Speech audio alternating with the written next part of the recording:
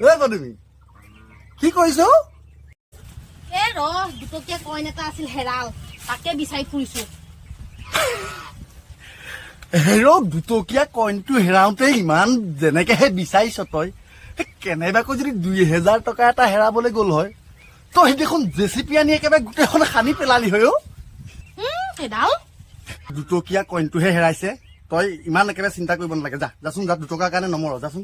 এ তই কৈছ যেতিয়া যাওঁৱে আৰু দে 2 টকা। অ যা যা যা যা বহুত বা পৰা এইজনী 2 টকাটো মই পোৱাহেঁতেন কামতে আহিল হয়।